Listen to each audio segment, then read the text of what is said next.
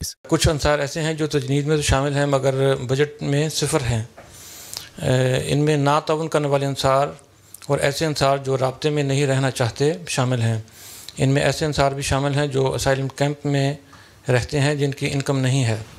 ان انصار کے بارے میں حضور سے رہنمائی کی درخواست ہے. آپ کی تجنید میں شامل ہیں؟ جی جو شخص اپنے آپ کو احمدی کہتا ہے وہ آپ کی تجنید میں شامل ہوگا. جی.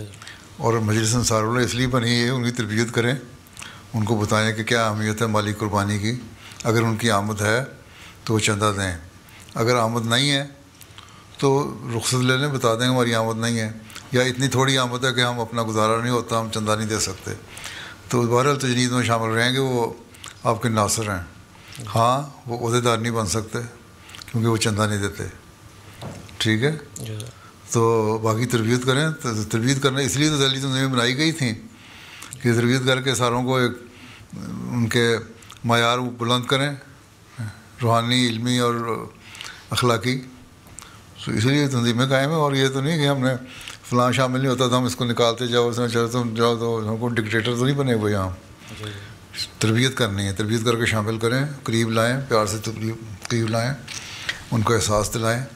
اگر ان کی کوئی ضروریات ہیں اگر آپ کو پوری کرنی پڑتی ہیں اور واقعی اتنی غربت کی حالت ہے کہ چندہ بھی نہیں دے سکتے اور کھانا بھی نہیں کھا سکتے, پھر وہ روٹی کھلائیں. آپ کا کام ہے, اظہار کا کام کیا ہے. ٹھیک. تو اور دوسری بات یہ ہے, اسائلم کیمپ میں جو رہتے ہیں ان کو کہیں کہ کم از کم عام طور پہ اگر ان سے کہا جائے انتظامیہ سے تو جمعے والے دن وہ رخصت دے دیتے ہیں کہ گھنٹے 2 گھنٹے کے لیے چلے جاؤ اور جو تمہارا سینٹر ہے وہاں جا کے جمعہ پڑھ لو. تو وہ ان کو کم از کم اتنی تربیت ہو, اتنا اٹیچ کرے اپنے ساتھ کہ وہ جمعہ پڑھنے آئیں.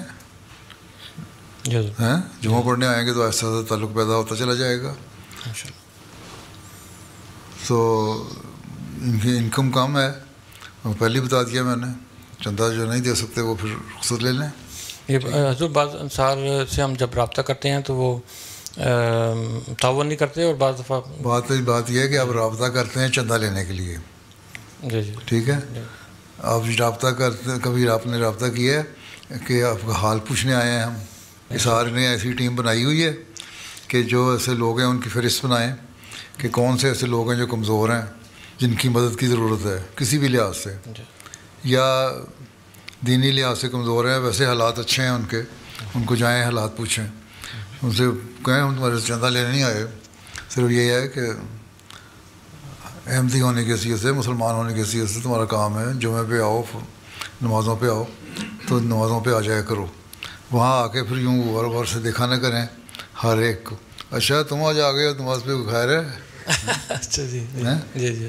وہ پھر اگلا جو ہے وہ ایمبیرس ہوتا ہے. ٹھیک ہے. ویلکم کریں, جو بھی چاہے کوئی 10 سال بعد آیا نا آپ کی مسجد میں نماز پڑھنے, اس کو ویلکم کریں, بجائے اس کے کوئی احساس دلائیں کہ چاند چڑھیا کس طرح پنجابی والے کہتے ہیں نا. وہ نہیں ہونا چاہیے. مولوی صاحب کہتے ہیں کہ ہاں جی کہاں سے آ گئے, ویلکم کیا کریں. ویلکم کیا. ٹھیک ہے. تو اس طرح قریب لانے کی کوشش کریں. جی حضور انشاءاللہ انشاءاللہ. اللہ تعالیٰ نے سبق جو دیا نا فصل ہونا کا, جب ٹریننگ کرو اور پھر ان کو اپنی طرف بلاؤ گے تو سر ہونا وہ آئیں گے دوڑتے ہوئے. تو تربیت نہیں کریں تو پھر وہ آپ کی طرف آئیں گے. یہ نہیں کہ صرف چندہ لینے کے لیے چلے گئے یا سال میں ایک دفعہ ویسے چلے گئے. عام پروگرام جو ہیں وہ جو ہے, جب میں ابھی تو عرصہ ہو گیا میں گیا نہیں وہاں, جب بھی گیا ہوں وہاں وہ لوگ بہت سارے ملاقات کرنے آ جاتے ہیں جو آپ لوگوں کو ویسے نمازوں پہ نہیں آتے, اور اس بہانے وہ نمازیں پڑھ لیتے تھے. ٹھیک ہے. اس کا مطلب آپ کو پتہ ہے کہ وہ احمدی ہیں اور ان کا تعلق ہے, تبھی تو آپ ملاقات رکھواتے تھے. ٹھیک ہے. آپ کی انتظامیہ تو اس طرح جو ہٹے ہوئے ہیں ان کو قریب لانا مقصد ہے آپ کا, حالانکہ اگلی نسلیں سنبھال سکیں. جماعتی سطح پر محترم امیر صاحب کی ہدایت پر ایک نیشنل رشتہ ناطہ کمیٹی بنائی گئی ہے جس میں ذیلی تنظیموں کے صدران کو بھی بلایا جاتا ہے. پیارے حضور سے رہنمائی کی درخواست ہے کہ شعبہ رشتہ ناطہ میں تنظیمی سطح پر انصار اللہ اپنا کیا کردار ادا کر سکتے. کمیٹی اس لیے بنائی گئی ہے کہ جس طرح آپ لوگ فکر سے اپنے بچوں کی شادیاں کی ہیں اور ان کے رشتے تلاش کیے ہیں, اسی فکر سے کمیٹی غور کرے اور احمدی بچیوں کی شادیوں کی طرف توجہ دے. ٹھیک ہے, اس لیے لجنہ کی صدر بھی اس کی ممبر ہے, غلام احمدیہ کا صدر بھی ممبر ہے, انصار اللہ کا صدر بھی ممبر ہے, امیر صاحب بھی, سیکرٹری رشتہ ناطہ بھی. تو سارے مل کے کام کریں. اور ان کو پہلی بات تو یہ شعبہ تربیت جو ہے انصار اللہ کا بھی, خدام کا بھی, جماعت کا بھی, مربیان کا کام بھی ہے.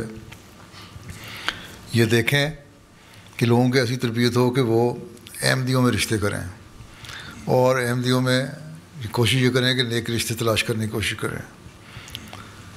اور جب یہ ہو تو ان کے لیے پھر آپ لوگ مدد کریں ان کی, جب نیک رشتے لوگ تلاش کر رہے ہیں تو. ٹھیک ہے, ان کی تربیت کریں, ان کے لیے دعا کریں, وہ فکر رکھیں جو اپنے بچوں کے لیے فکر رکھتے تھے. ٹھیک ہے, تو اسی طرح کام ہوتے ہیں.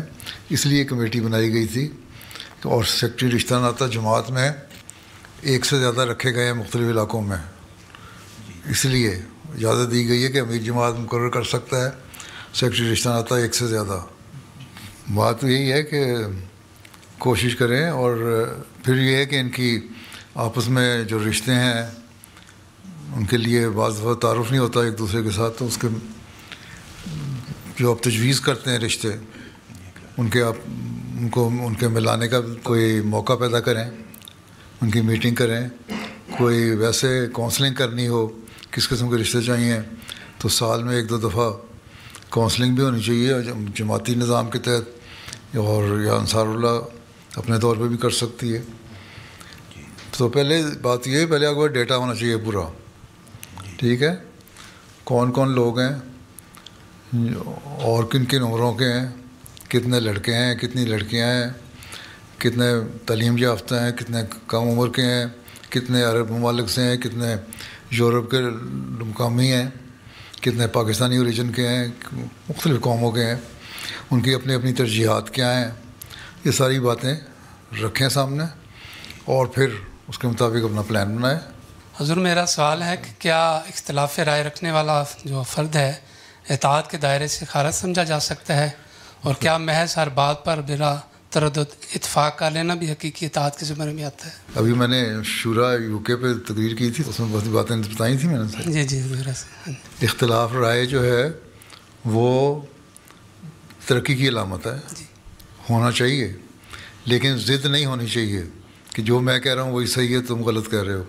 جہاں اکثریت نے فیصلہ کر دیا وہاں مان لو. ٹھیک ہے, اکثریت کے مفاد میں یہ ہے. اور اگر سوچ سمجھتے ہیں کہ جماعتی مفاد میں یہ نہیں ہے کہ اکثریتی فیصلہ اس طرح لاگو ہو اور میری اختلاف رائے ہے, تو وہاں نوٹ دے دیں اپنی میٹنگ میں کہ میرا یہ نوٹ جو ہے مرکز میں پہنچایا جائے, یا خود مرکز کو لکھ دیں کہ یہ وجوہات ہیں جس کی وجہ سے میں اختلاف کرنا چاہتا ہوں. یہ کوئی نہ منافقت ہے نہ بغاوت ہے. یہ رائے اگر کوئی رکھتا ہے اور سمجھتا ہے ایمانداری سے کہ میری رائے میں جماعتی مفاد زیادہ ہے تو اس کو بیان کرنا چاہیے.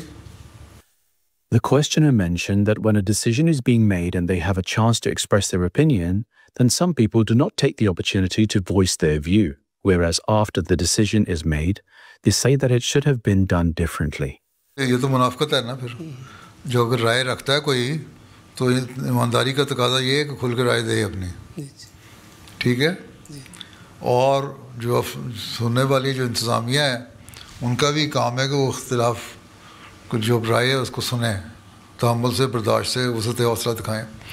میرے جو شورا کا جو خطاب ہے وہ سن لیں, اس کے بعد کی باتیں میں سن لیں.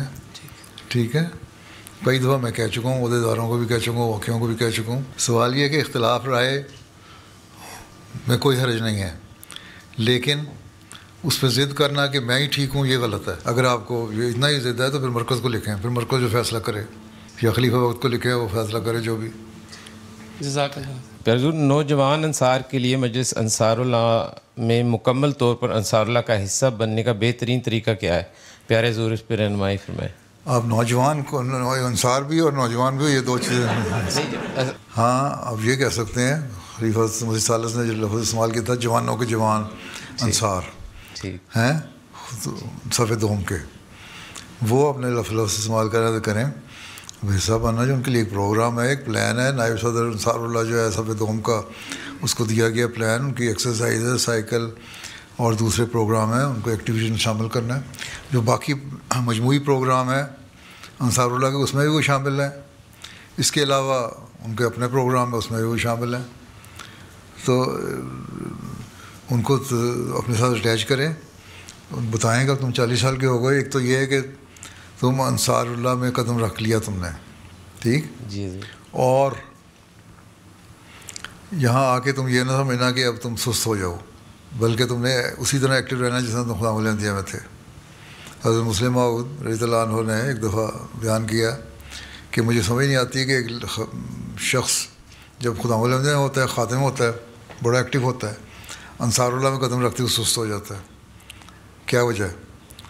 اس کو بتائیں کہ تم نے سست نہیں ہونا, ٹھیک ہے, تمہاری ذمہ داریاں. دوسری, اب تم کیونکہ 40 سال سے اوپر ہو گئے ہو, اس لیے تمہارا تعلق باللہ میں تم نے زیادہ بڑھنا ہے, اپنی روحانی حالت کو بھی تم نے بہتر کرنا ہے, اس طرح بھی توجہ دو.